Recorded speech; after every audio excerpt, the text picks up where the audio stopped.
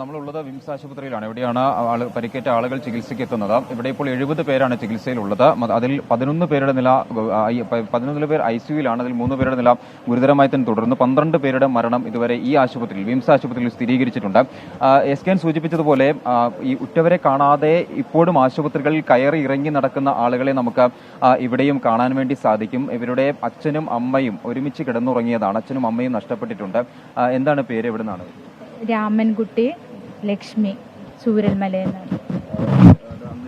അന്ന് രാത്രിയായിരുന്നു. അതെ, അന്ന് രാത്രിയായിരുന്നു സംഭവം.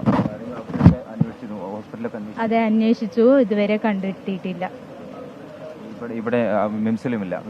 ഇല്ല ഇല്ല. ആരെങ്കിലും ട്രീറ്റ്മെന്റിലുണ്ടോ? ഉണ്ട്.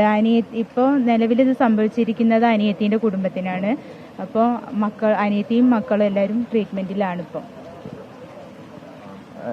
ഇതാണ് അവസ്ഥ. ചുരൽമലയിലുള്ള ഒരു കുടുംബമാണ് നമ്മളോട് സംസാരിച്ചത്. അവിടെ അവരുടെ അച്ഛനും അമ്മയും അത് ഇവർ ഒരുമിച്ച് കിടന്നുറങ്ങിയതായിരുന്നു. ഈ പറഞ്ഞ അനിയത്തിയും മക്കളും ഒക്കെയാണ് പരിക്കേറ്റ് ഇവിടെ ചികിത്സയിൽ കഴിയുന്നത്. അവരുടെ അച്ഛനെയും അമ്മയെയും കാണാൻ അത്തരത്തിൽ ഇപ്പോഴും നിരവധി ആളുകൾ ഈ വിവിധ ആശുപത്രികളിലേക്ക്, ഇവിടേക്കും അതുപോലെ തന്നെ മേപ്പാടി സർക്കാർ ആശുപത്രിയിലേക്കുമൊക്കെ എത്തിച്ചേരുന്നു എന്നുള്ളതാണ് ഈ ദുരന്തത്തിന്റെ ഒരു ഏറ്റവും ഭീതിജനകമായ ഒരു കാഴ്ച എന്ന് പറയുന്നത്. എവിടെയാണ് ഉള്ളത്, ഉറ്റവർ എവിടെയാണ് ഉള്ളത് എന്ന് ഒരിക്കലും കണ്ടെത്താൻ സാധിക്കാത്ത അങ്ങനെ അത്ര സങ്കടത്തിൽ കഴിയുന്ന കുറേ കുടുംബങ്ങളെ കൂടി, കുറേ വ്യക്തികളെ കൂടി, കുറേ മനുഷ്യന്മാരെ കൂടി നമുക്ക് ഇവിടെ കാണാൻ വേണ്ടി കഴിയും. എന്തായാലും രക്ഷാപ്രവർത്തനം കൃത്യമായി തന്നെ ഏകോപിപ്പിച്ചുകൊണ്ടാണ് നടക്കുന്നതെന്ന് അല്പസമയം മുമ്പ് നമ്മളോട് സംസാരിച്ച റവന്യൂ മന്ത്രി കെ രാജൻ പറഞ്ഞിരുന്നു.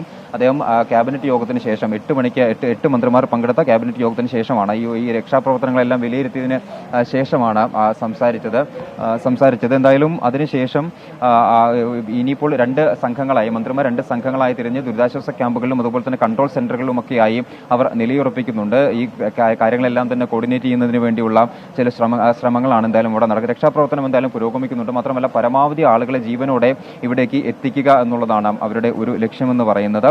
അതിനുള്ള ശ്രമങ്ങളെല്ലാം തന്നെ നടത്തുന്നുണ്ട്. മുഖ്യമന്ത്രി നാളെ ജില്ലയിലെത്തും. 10:30 മണിക്ക് ഉദ്യോഗസ്ഥരുടെയും അതുപോലെ തന്നെ മന്ത്രിമാരുടെയും യോഗം ചേരും. ഇതിനുശേഷം സർവകക്ഷി യോഗത്തിലും മുഖ്യമന്ത്രി പങ്കെടുക്കും എന്നും എന്തായാലും അദ്ദേഹം പറഞ്ഞിട്ടുണ്ട്.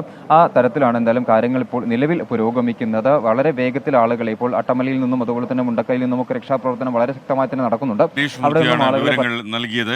ഈ അബൂബക്കർ ഇബ്രാഹിമിന്റെ യൂട്യൂബ് സന്ദേശം കൂടി പറയാം. വീടും സ്വത്തും നഷ്ടപ്പെട്ട ആളുകൾ കരയേണ്ട, ജീവൻ തിരിച്ചു കിട്ടിയല്ലോ, നിങ്ങൾക്ക് താമസിക്കാൻ വീടും മറ്റ് സൗകര്യങ്ങളും മലയാളികൾ ഒത്തൊരുമയോടെ ഒരുക്കുമെന്നാണ് പറയുന്നത്. അബൂബക്കർ, തീർച്ചയായിട്ടും താങ്കൾ പറയുന്ന വളരെ പ്രസക്തമായ കാര്യമാണ്. ജീവൻ തിരിച്ചു കിട്ടിയ ആളുകളെ എങ്ങനെ ആശ്വസിക്കൂ? ഈ ദുരന്തത്തിൽ നിങ്ങൾ കൂടി ഇല്ലാതായിരുന്നെങ്കിൽ എന്ന് മാത്രം ആലോചിക്കുക. ഈ മഹാദുരന്തത്തിൻ്റെ മലവെള്ളപ്പാച്ചിൽ നിന്ന് നിങ്ങൾ രക്ഷപ്പെട്ടു എന്നുള്ള ആശ്വാസം നിങ്ങൾക്ക് തീർച്ചയായിട്ടും ഉണ്ടാകണം.